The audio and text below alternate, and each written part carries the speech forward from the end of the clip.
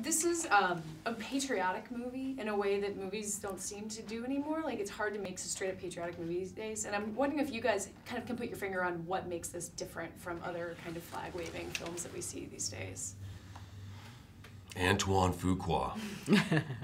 You know, he's a brilliant director and knows his stuff and really put together a great film. But with the way that the flags come in and the way that you kind of feel good about the country, it's a, I don't know, it's a funny thing that is different from like, Zero Dark 30 or something like that. That's about American identity. Yeah. Oh, you have to think about that. We can come back to it at the end if you want to. Her. Yeah. Him, you hear that bass in his voice? No, yeah. I don't know. You're right. It is fiction, but there's such, you know, it's based in such. There's such a reality and bottom to it. It's so incredibly believable and frightening, and yet folk are running in, putting themselves in the line of fire. That's what I think it is that we trust our Secret Service so much, and we have this image of Secret Service that they will do anything and go to any length to protect us and the President of the United States. And to see that actually happening in this story, I think is very patriotic. The realism you were talking about, and this is scary. I mean, the beginning, the siege that you see in the beginning, it's intense, and it feels like something that could really happen. Are you guys worried about scaring the hell out of people and sending everyone home a little bit shell-shocked? I think I would be. I think, but that's what we're getting. That people are saying, "Oh, this movie is lovely. Oh, it's awesome. It's kick.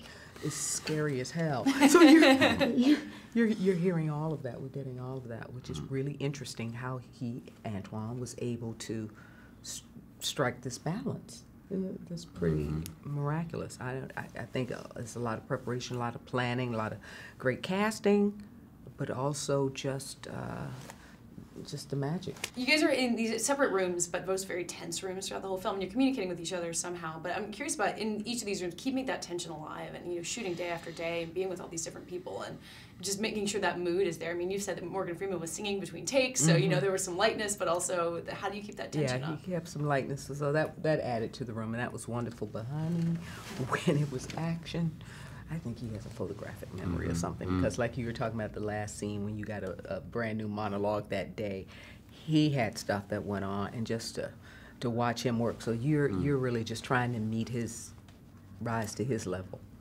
Yeah, it's just, you know, as actors, feeding those things that terrify us, you know, keeping ourselves primed for that, and having a director who allows us to experiment, you know, to play.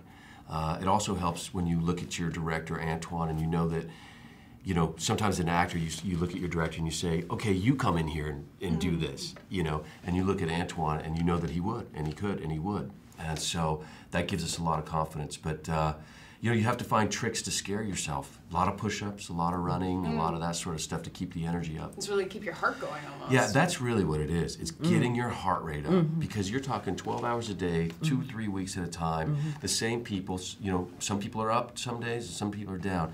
And it's really getting that heartbeat up and finding ways to do it. Dustin Hoffman used to jump rope in the Marathon Man, and that's where I came up with the idea. So I always jump rope in between scenes and that to keep my heart rate up.